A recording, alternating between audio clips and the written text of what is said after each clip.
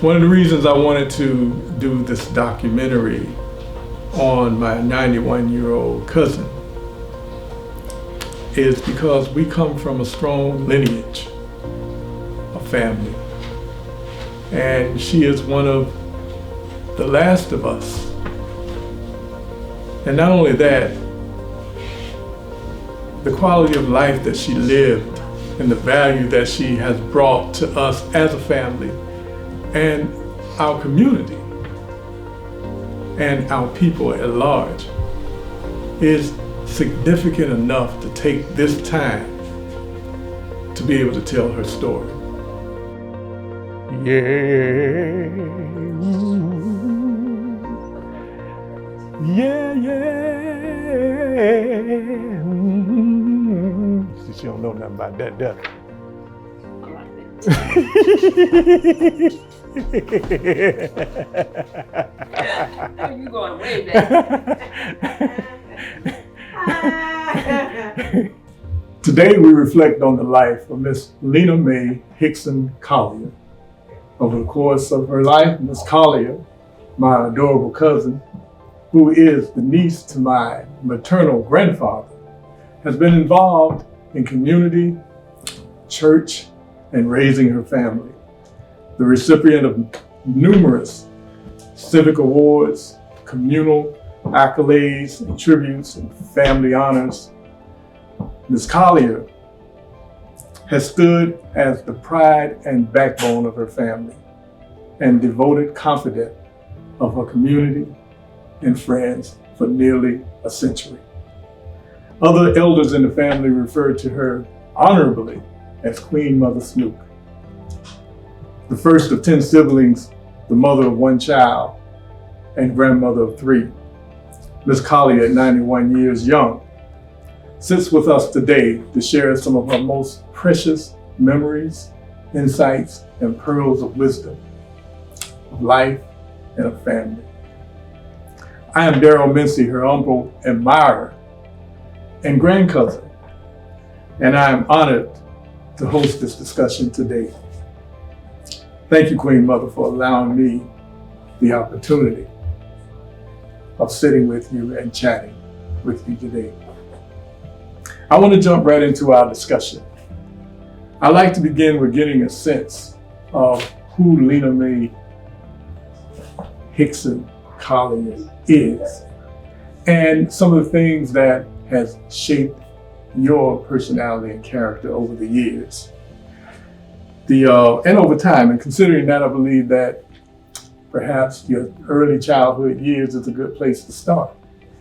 So I'm gonna ask of you, you were born in Pike County, Georgia, is that correct? That's correct. Okay. Tell us what year you were born. 1928. And if you could, tell us what it was like growing up in your household as a child. It was a wonderful, loving pleasure growing up. You had 9 other siblings, and your mother and father were in the home with you all? Yes. Where about in is Pike County? Pike County was a very small town, 65 miles south of Atlanta and 65 miles north of Columbus, Georgia. Very, very small town. Okay, so that's like southern Georgia. Yes, very southern Georgia. What was it like growing up during that time in the South? And we're talking about 1930s and 40s when you were a child? 1930s and 40s. Yeah, it was some rough times. Very rough time. All we did was go to school, go to church, work around the house, get out the chores. Were there anything that your father and your mother were dealing with as far as racism of the day? Yes. It was very, we stayed in our places, they stayed in their lane and we stayed in ours. They taught us to, yes sir, yes ma'am, to everybody, be polite, stay out of trouble. Did you or your family notice any violence stemming from that racism back during that time? Not really. No. Okay, so it No. sounds like a well-knitted community. Yeah, everybody was together. Okay. We had white neighbors, and Mhm. they were just like regular black neighbors. Okay. Everybody was just kind and loving. Mm-hmm. Not like it is now. Yeah. No, that's not like it is now.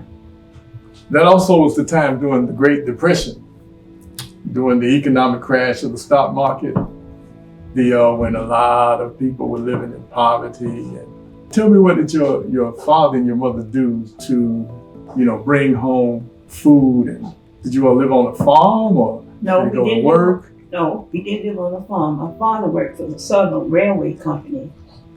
My mother washed and ironed Mm-hmm. for white people. What was your father's name Thomas Hixon, and your mother's name? A.K.A. Hudson Hixon. A.K.A. Hixon. Mhm. Now I'm familiar with that name. I know you are. Sure. Yes, I remember her as a child, but I don't remember your father. No, you probably don't remember my Mm. father. He was a wonderful father. Were you and your family, you and your parents, were you close? Yes, very close. Very much so. You were the first child of 10 siblings. That's Tell right. me what that was like. Did you have to be the parent I sometime? had to be the parents. I had to be the parents when my parents were away, and when my parents were there also. So you had, Yes. uh, A big responsibility. what was it, 5 girls and 4 boys? 5 girls and 5 boys. 5 and 5. Hmm. Okay, so 4 other girls and 5 boys. Right, that's right. I see. Hmm. And you're the oldest. Who is the youngest? My brother, Jimmy, Willie James, was the youngest boy, Mm-hmm. and Edna was the youngest girl. Okay. And how many are living today? 5 girls. The boys are all deceased. Okay. And can you name those 5 that are here with us today? Yes. Sarah, Mary, Sarah Marshall, Marshall, Mary Roebuck, Eva Bird, Eva Bird, that's Titter. That's I'm Titter. Okay. and Edna Earl as Sheila. Okay. And of course me, that makes 5. Right. Who is the family member that you can trace furthest back in time? And what is your relation and significance to that family member? How far can you trace? Take, for instance, my great-grandmother, Lena, who is your grandmother. Mhm. Do you know of anyone who is older than her that you know of? Because she's the oldest that I know that I Yes. can trace back in our family. No, I do not know. So she's it. She is. She's the matriarch. That's right, of all. Okay. Mhm. And she was born in 1872, I believe it was, 1872, I believe so. and passed in 1982. Okay, that means she was born in 1870 and passed in 1982. That made her 112. 112 when she died. Mhm. And she was your grandmother, My mother's mother. your mother's mother. Mhm. Wow. And it is through her lineage that brought you, that carried you to Georgia and end up bursting out and creating the entire family to which you and I are tied to together. Right. Okay. Uh-huh. How did you get your nickname? I Snook. really don't know how they found that word Snook. I don't know. I never learned how they found my name. So, as far back as you can remember, how long have you had that name? As long as I can remember. That's all I've ever known That's you all. for. Yeah, a lot of people, that's all they've ever known me from. Maybe my family. Mm. Everybody called me Snook. Wow. Tell us about your Queen Mother title. How did you acquire that? I don't know how I acquired that, but I am very proud to have that title. Mm-hmm. Mhm. What does that mean to you? It means a whole lot to me. and I am trying to live up to it. Well, you have. You don't have to try. I'm still trying. I'm still trying. Still trying. Now, over the course of your life, you've been involved in, through your work, through helping others, involved in community types of works. Can you give us a sense of what has motivated you and driven you to help people the way that you have over the course of your life? Well, I really always wanted to be a nurse. I've always wanted to help you. My little sisters and brothers would get hurt. I'm always getting something to stop the bleeding or kerosene to put on it or whatever. And thank God I made that time to be a nurse. So you're talking about this when you were very young as a child. Very young. And did this drive your academic course through high school? Yes, of course. Okay. What high school did you go to? Concord Industrial High School in Concord, Georgia. Concord Industrial High School. They don't name high schools like that no more. No, they don't. They just name them high school. They don't industrial. I guess that maybe because it was a big farming area. I don't know where the industrial came from, but that's what it's always been. Concord Industrial High. Did you go to college right out of high school? Or Right. was it some I time finished in before? 47 and I went to college first at 48. Okay, 1948. And what college did you attend? Cape Bidden Reynolds School of Nursing. And that was in Georgia? Winston-Salem, North Carolina. So you actually went away I went to away. college. In 1947? 7. I finished in 47. I went there in 48. So that tells me a lot because during that time, many black folks didn't go to college, let alone went away to college. No. But my daddy's theme was education. That was your father's more so than your mother pushed you? Well, she that pushed direction? also. She was a good pusher. Right. Both of them. Wow. So did you get a scholarship or did No scholarship, no. My church gave me a few dollars, a donation. But other than that, no. That's We interesting. didn't get a scholarship. That's interesting. So the church put together funds for you to go to school. Right. Wow.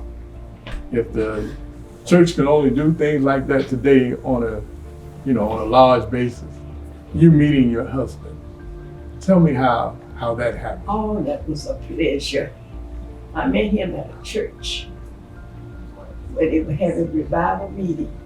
Bush Chapel AME Church in Neal, Georgia. Okay. One first Sunday in September.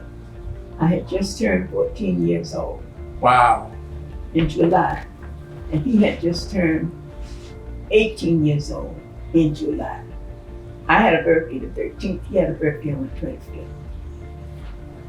A group of us were going across the road, no street, across the road to a well where the pastor and his wife lived to get water from the well. And he offered to go back with us, but he was looking directly at me. And I think He saw what he liked. and I saw what I liked. So we went back, we partnered off and went back to the well and we got the water and we kept in touch. And every time I went to church, I would always see him. We would always get together. I wasn't taking company at that time. Parents didn't allow us to take company until we were 16 years old. Okay. But I would always see him at church and that was all I needed. And when we had activities at my school, he would always be there. We kept in touch before and after I went away to school for 3 years. Came back, finished in 1951, graduated.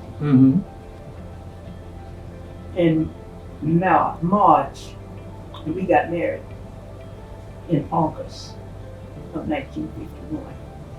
And the rest was history. And I lost him November 5th, 6 years ago. Will be 6 years this November. How did his passing impact you? It was very heartbreaking. You all were together a very long time. 62 years. 62 years. Mm-hmm. I can remember him passing and how somber that was for our family. Yes. You all were, you all were like a rock together. Right. We actually looked to you, and what was your husband's name? Milton Collier. Milton Collier. Mm-hmm. We looked, to you and Milton as what how a marriage should hold, and it was an inspiration. What did he do for a living? Truck driver. He was a truck driver. The Jose Air Force Base. So he was a local truck driver. Would you like to talk about the circumstance surrounding his passing? How did he pass? He was diagnosed with kidney stones, Mm. and he was in the hospital for 2 weeks. He had chest, and it said he had passed all of the stones. But after the second week, when he passed, on his death certificate, it was myocarditis along with kidney disease. Okay. But I always will believe that he did not pass that last stone until he had that massive heart attack. Mm. Because he was always alert until every 6 to 8 hours he had to have something for pain. Because I'm saying kidney disease, kidney stone is very, very painful. And he did not like to take shots, he did not like to take medicine, but he had to have that medicine. He stopped eating. And the last thing he wanted, before we left the hospital that night, he wanted a Coca-Cola. I never known him to drink a Coca-Cola before. Mm. He asked for it, but he did not drink it. And he had not been eating. Every time they would bring him food, I was the one who ate the food, because I was right there with him. What's the fondest thing you remember about your husband? The wonderful times we had traveling, being around the house, things we did together. Those very intimate moments. Very, very, very, very much so. So you're a traveler. Oh yes, we used to travel. We used to travel. We drove to California twice. Wow. I didn't, but his brother and his wife kept him to drive. Okay. And then we went once on the Amtrak train to a family reunion. That was very interesting. And I told you that I had never been out of the country once you asked me that. Yeah, you told me that when we first spoke and First talked. spoke about that. Yeah. And my daughter reminded me, said, yes, you have. When we went to Detroit, there was a bus going to Canada for 25 cents. And we loaded the bus. Wait a minute, hold up. A bus going to Canada from Detroit Yes. for 25 cents. Yeah, it's just across the bridge. Okay. Just across the bridge. It was nothing. It wasn't like going from Miami to Fort Lauderdale. It wasn't like that. Mm-hmm. It was just like from Miami to Hialeah, I'd say. It wasn't, no big thing. And they had a charter bus. Okay. And we enjoyed that very much. That's great. It was very, very interesting. We enjoyed that. Queen Mother, do you recall any interesting stories told to you by your elder relatives that you never forgot and you believe is worthy of passing down? Particularly, I'm thinking about Grandma Lena and her mother, as I remember being told, was born on a plantation and had to run away somewhere in Georgia. Tell us about that. You know what? I never could get that story together. It's something about they had to run away and someone hid in a barn or something like that to get away from whatever the situation was. But the only one that I really got together was Grandmother Lena told me herself that her baby boy was stolen from her out of the bed, and she never saw him again. Where was she during this time? Was she in Georgia at the time? She was in Georgia. She was living in Georgia. And this was during the time after she left the plantation with her mother. Okay. Was it before? Was the baby from Grandpa? Yes, the baby was from Grandpa Henry. Grandpa Henry. As far as I could remember.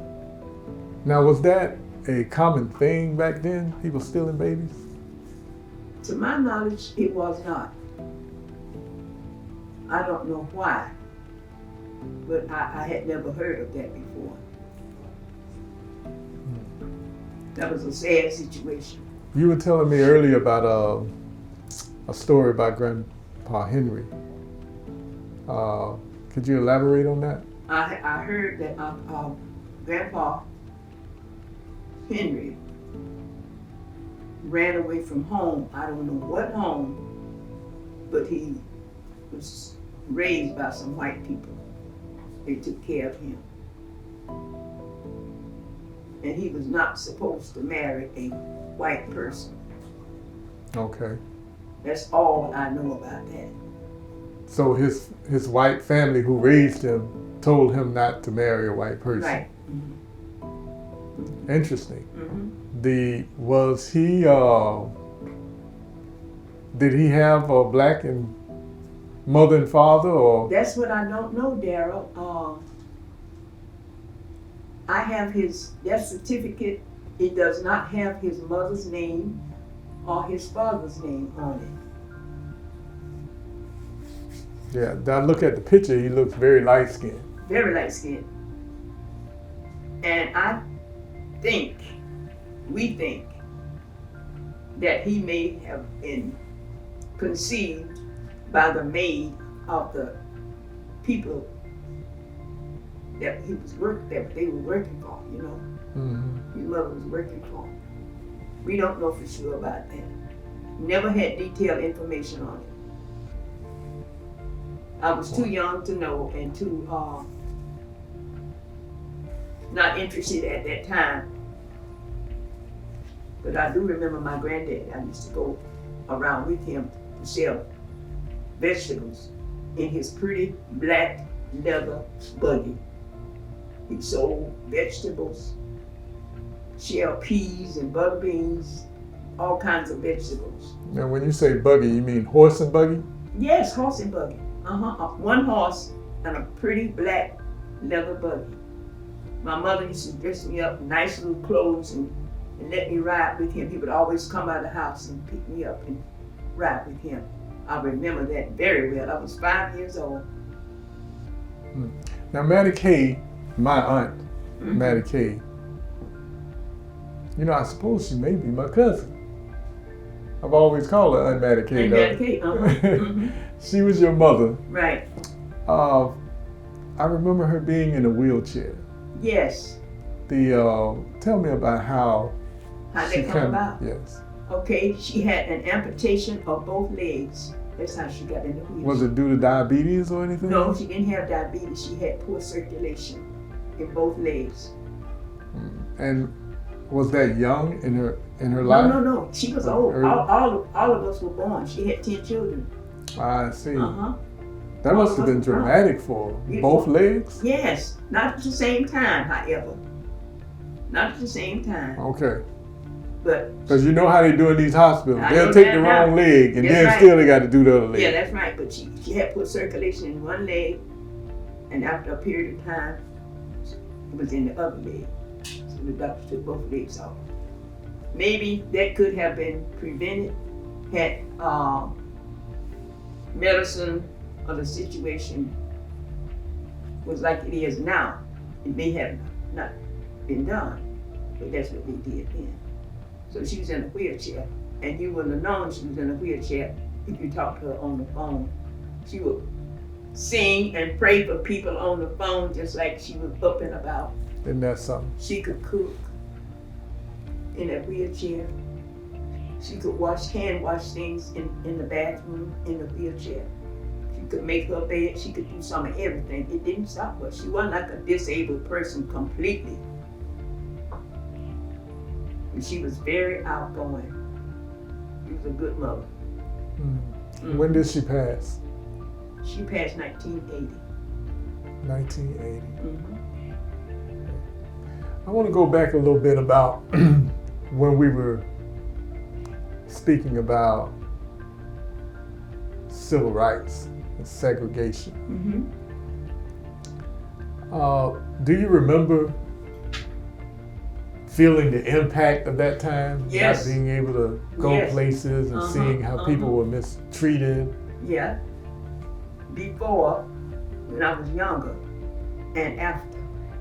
Before, like we go to the little city, Griffin, Georgia, and you couldn't sit to the counter and have a hot dog and a soda like the rest of the people.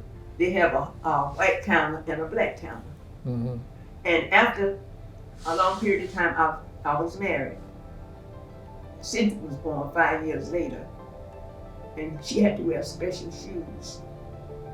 And I used to take her downtown to Richards to get her shoes. And she would always want to drink water from the white side. And why is that? It was a white and a black. Okay. And one day she was drinking from the white side, and the lady said, the white lady was behind her, and I thought she was trying to push, and she said, let that child drink some water. She wants some water, let her drink some water, you know? But it was labeled. I said, yeah, but the sign says colored. So she has to go to the colored side. And the bathrooms all had color and white, males and females. During those times, a lot of people wasn't as fortunate who used those facilities. You know, did you have any problems getting around in Brown Sub and Liberty City at the time in public transportation? No. My husband always carried me anywhere I wanted to go. Oh, you were privileged. I never did drive, but I always had a private driver. I hear that. And he was good. He always carried me. So your husband took good care of you. Yes, he did. He not only provided for you, but he watched out for you. That's right. He did. Yeah. He was. Yeah. What troubles you the most about the world and the direction of the family today? I think we're in a very bad situation today. We have had some very, very serious moments, and we are still having some serious moments.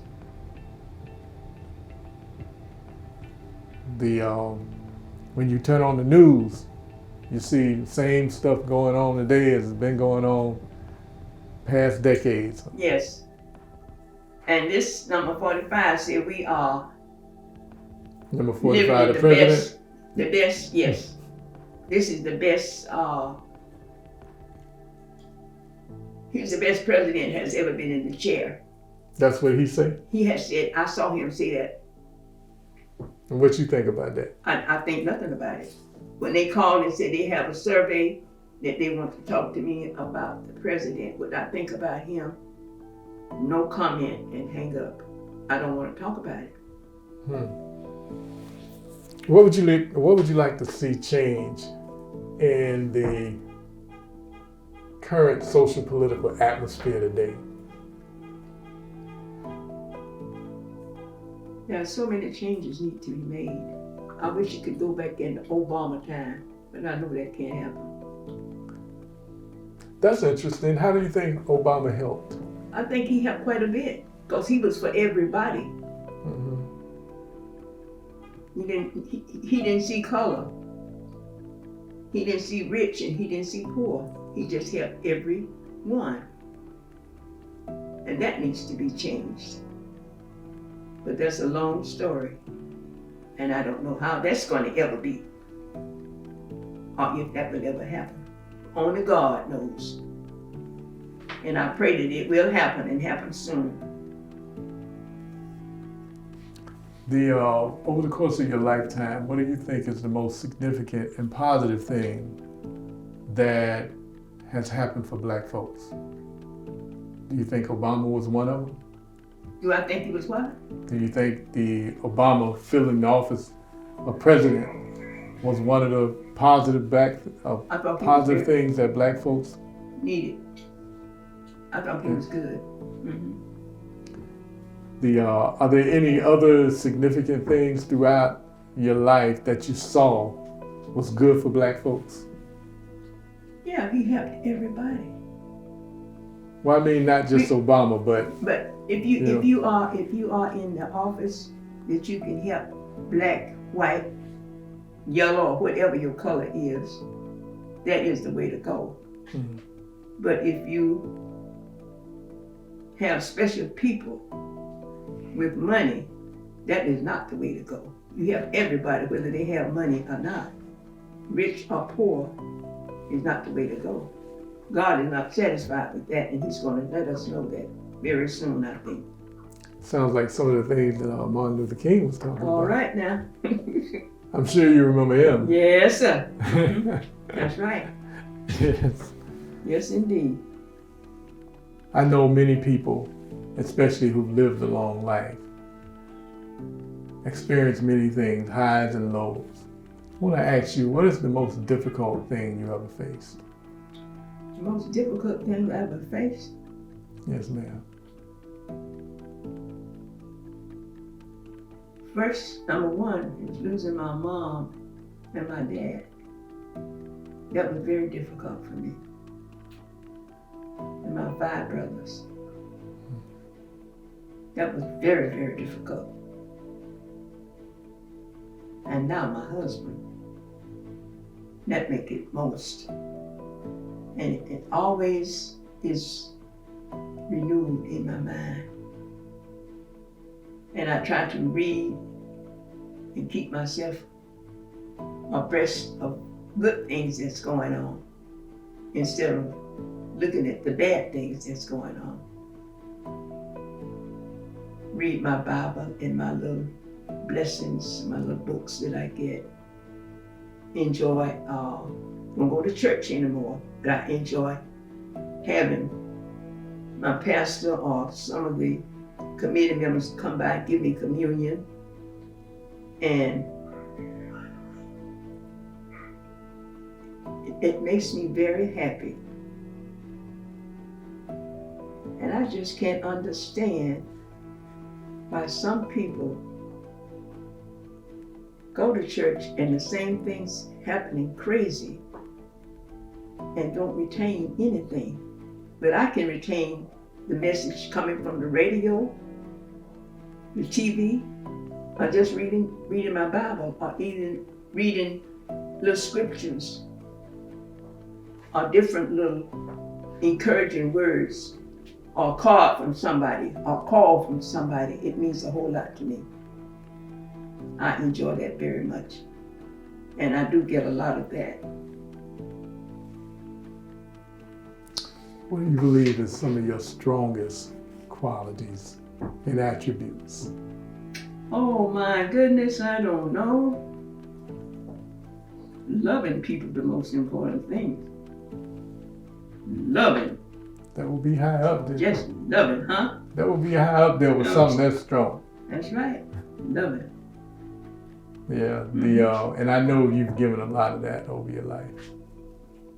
Still trying to give it. Yeah. Mm-hmm. Well, your family, sure. Family, yes, right. Has benefited from all of that love. Family has been very supportive. Family and friends have been very supportive. Have been and still is. And it's really appreciated. You have a lot of people come around you and visit you? Yes, and a lot of calls. Both phones ringing. I need someone here to answer the phone for me sometime. I'm on the phone talking to one and someone else call. And if you don't hurry up and answer, they'll blow up the phone calling my daughter to find out if I'm all right, if I'm dead or alive, or what's happening. That's good. That's good. Okay, my next question is going to be, what's your most memorable years? So, start thinking about that. Yes. There we go. Write it down. There we go. I've been swimming in the nightclub. There we go. There we go. I should have got that reaction. There we go. Oh my goodness. My most memorable years. Our first grandchild meeting it at the hospital. Yeah. Queen Mother, what was your most memorable years? Let me see. I believe it was when I had my first baby. After 5 years, being married 5 years, I thought I'd never have a baby. Finally, the baby came. And that was Cynthia. And that was Cynthia. Now you say your first baby. That is my first baby. Is My that one your- and only baby. Is that the only time you were pregnant? No, I was pregnant twice. 5 years later, I had ectopic pregnancy. Okay. Mm-hmm. I didn't know that. Yeah. 5 years later. It must have been a wonderful time. It to was have a that. wonderful time. I had a big old brown baby with a head full of curly hair. She was so precious. I'm telling you. And she still is precious. I've experienced some of her precious moments. Thank you. Thank you very much. Yes. Well, you know, we have a big family. Very big family, don't You we? and I, with all of our relatives. Yes. How did you only come to have one child? I don't know. Because everybody else had. One of my sisters 10, had 11, 6. 12? No, 6. My sister in Georgia has 6 children. My sister in Pembroke Pine has 2 children. My sister in Florida City has 2 children. Mm-hmm. And my sister that's in the facility, Alzheimer's facility, Mm-hmm. has 1. And I only had 1. I don't know. I guess we worked so hard. I guess we just didn't.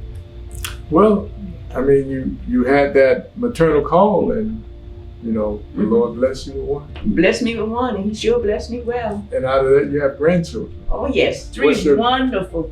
What's your grandchildren's name? Danielle is the first grandchild. Deanna is the second grandchild, and Oliver the third is the 3rd grandchild. And all of them are grown now. All of them out of college, grown, They job. have children. They don't have children. They don't have children any, yet. I don't have any great grandchildren. No great grand. Okay. 1 is married. Oldest one is married. What have you felt most proud about in your life? Tell you the truth, just being alive and able to help people and get along with people. That's kind of hard to do sometimes. Yes, it is very hard. Very hard to get along with people. But for some reason, I can get along with anybody. Yeah, well, you have that type of personality. I guess I have. I thank God for that. I try my best to get along with everybody. Mm-hmm. It's a good thing. Some people in this world bent on not getting along. It's not easy. You tell me. Especially in the church. Now, you know I'm right. It's all right. Amen. On a lighter note, what are your most favorite things to do these Most days? Most favorite thing to do? Yes, ma'am. Like your daily routine. My daily routine is number 1, sleep.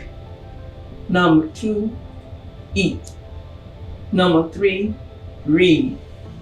You still read. Yes, of course. So that means your eyes are good. Yeah, that's pretty good. Mm-hmm. Okay. Mm-hmm. What type of books you read these days? I read all kinds of books. I read religious books. I read novels. I just showed you the little book that I read on my Du Bois. Du Bois? Yes. W.E.B. Du Bois? Mhm. I read all kinds of books. Speaking of W.E.B. Du Bois, now you know you got to tell me about how you met him. Oh yes, of course. I'll be glad to tell you how I met him. I was a junior in nursing school, and he was a patient of mine.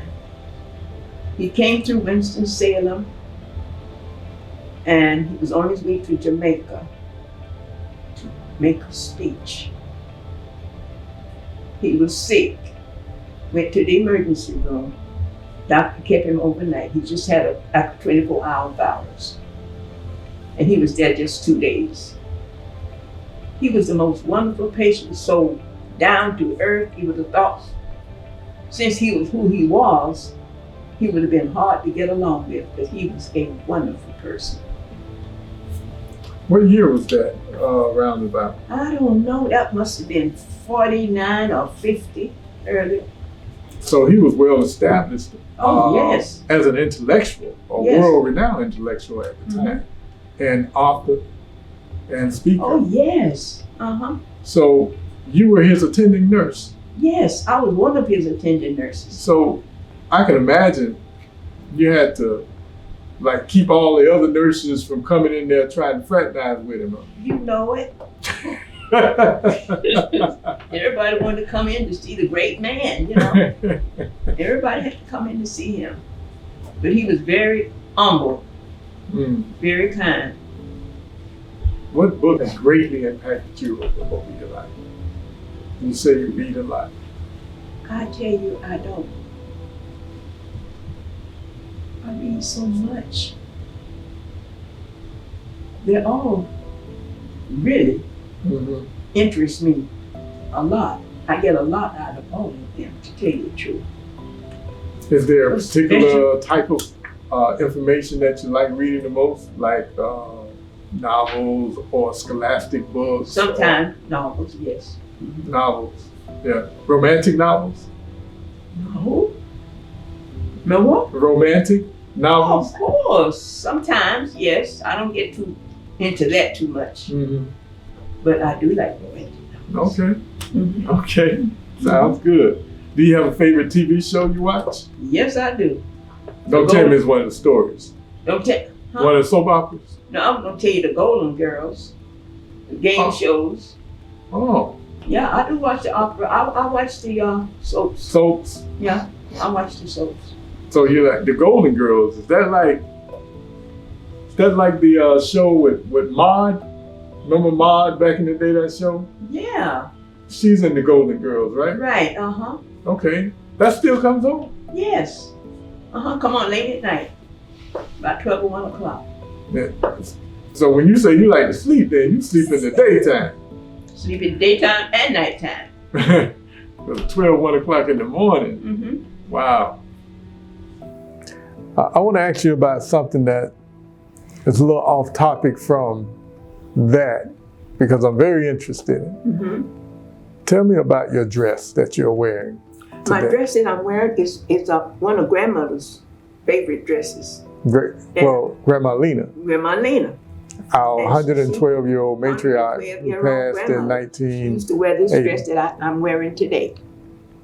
And I was to Aunt Jolie's house and asked Aunt Jolie one day. Which is Grandma Lena's daughter. Aunt Jolie is her daughter, that's right. She asked me, she said, well, what do you want me to give you, or Mama's? What would you like to have? And I said, I would like to have this dress right here because I always like the colors. And she said, okay. Now, when was that? Back in the 80s or 70s? Right after Grandmother died. Okay. Yes, Okay. I put a label on it, and I just took the label off today. And I was afraid to wash the dress. I had it airing all 2 weeks because I thought if I washed it, it would fall apart, you know? It's been so long. And it's nice material. And someone used to sew for her. They made this dress for her, you know? Really? Yeah, she had a seamstress who made this dress for her. I don't remember the lady's name, but I remember this lady used to make her clothes. As I remember, back during the 70s, when I was a young boy, the people still had a lot of clothes that were made from members in the family and members in the neighborhood. Right. So, you know, I had a few outfits myself Okay. that was made by my Aunt Sula. Aunt Sula was a good seamstress. But yeah, she had one of those old-fashioned foot She was sewing sewing machines. machines, Yeah. She made nice clothes. Mm. Mm-hmm. How older was Aunt Sula and Jolie You know what? to you? That's what I never remembered. Which one was older? I really never knew. Mm. They were much older than you at the time? Yes, of course. They were much older than me. Okay. I believe Aunt Jolie was the youngest. And your granddaddy, your mama's daddy, Uncle Truman, was the youngest boy. And Aunt Jolie was the youngest girl. Really? Yes. Okay. And Well, great grandma Lena had, from what I was told, 17 children of her own and raised 26. you know what? That is a big discrepancy. I never could get those figures straight. According to the newspaper, the reporters had been given. Mm-hmm. That's what was in the Miami Herald, and I have several articles of the Miami Herald. But I went by the article that was in the family reunion book when we had the family reunion at Pembroke Pines. You remember we had that book? Back in 2014, Yes. the last one. And it doesn't give me that figure. That's Because it. I counted the ones that were living, I counted the ones that died, and I counted the ones that were stillborn, and I still couldn't come up with that figure. But I just let it go at whatever was said. But she had a bunch of them, but I do know it was a first family. My granddaddy was married before grandmother, and his first wife died. Her name was Anna Neal. I Okay. remember that. I got that information from our cousin Betty Brown. You know Betty Brown in Atlanta, from Atlanta? Ain't Nervin's daughter? No, ma'am. You probably don't. Yeah, you wouldn't know her, but your aunt Puddin knows her. Okay. She knows her. I got that information from her. Granddaddy had 4 children, had 3 girls and 1 boy. Uncle Willie, I knew him very well, had old Model T Ford back in Georgia. He lived in Concord, Georgia, where we live. Aunt Nervy lived in Atlanta. Aunt Clarice lived in Atlanta. Aunt Annie Lou, all lived in Atlanta, Georgia. Those were his 4 children that he had before he was married to grandmother. Okay. And I don't know for sure if the figure is right about the 17 or 18 or however many grandmother had, but she had a bunch of children. That's Do why you they call remember? her- I'm sorry, go ahead. That's why they call her Scrap Iron. She was no bigger than this dress that I have on. Looked like she was about less than 100 pounds. They weigh 100 pounds soaking wet. Well, That's my weight. Strap Iron sounds like somebody real tough. Yeah, Yes. she was tough. She was a tough old lady. She could work in the field all day and have a baby that night or the next day. Mm. Yeah, she was a tough old lady. Mm. Mm-hmm. Do you know whereabout within those siblings your mother came? Mm-hmm. What number was she in that If you give me line? a minute, I can give you the book and tell you. Okay, we'll do that a little later. No, okay. I have it right here. But she wasn't one of the first or the last. She No, was no, somewhere no. in between. She was the second family. We call Uncle Willie, those 4 people that I gave you the name of just now, Mm-hmm. they were the first family. I see. And my mother was a member of the second family. Uncle Joe Henry, Uncle Long, Uncle Calvin. You know you've heard of all of these names. Right. Uncle Trumy, your granddaddy, Right. your mama's daddy, you know, Mm. Uncle Johnny Clarence. All of those were second families. Okay. Mm-hmm. What place does God and religion have in your life? Religion? What you mean? Like church? Church? Yes, ma'am. United Methodist. I was born in the Methodist. And when I got married and came to Florida, I joined the United Methodist Church. Ebenezer United Methodist Church here in Miami. And you've been a part of that church since you've been here? Yes, sir. I am also a member of the 90 Plus Club. I made that last year during the anniversary of our 119th church anniversary. And I made the book of the 119th. This year's 120th year. They have your picture in the book among the people who were 90 plus. That's a short list, I'm sure. Yes. Especially these days. Yes. It sure is. Were you very active in your church throughout the years? Very active. I was superintendent of Sunday school. I used to teach Sunday school. I was an usher. I was a member of the Council on Ministry. We had Girl Scouts. I was a Girl Scout leader. Oh, I was just all around. I was a busy lady, especially after I retired. I did a lot of things before I retired in 1987, but I was very, very busy after then. I didn't know how to say no. I enjoyed doing what I was doing, and it was always there to serve. I enjoyed everything I did. You said until you retired. That reminds me of the hospital you used to work here. Christian's Hospital, is it called? Yes. And you retired there. And no, I didn't retire from there. I worked there for 13 years. That was the first black hospital in the Dade County area. The first black? The first black hospital. Black owned or black operated? Black owned. Wow. And later, we had white people, black doctors who come in. However, the reason how it was given the name Christian Hospital, one of the maids from a lady named Mrs. Bush, no related to President Bush, gave so many thousands of dollars to the black committee to build a hospital and the land. That's where they got the new hospital, because it used to be over town, Miami, downtown Miami. That's where the Christian Hospital used to be? Used to be, yes, sir. Wow, I didn't know that. And then it moved somewhere else? It died, yes.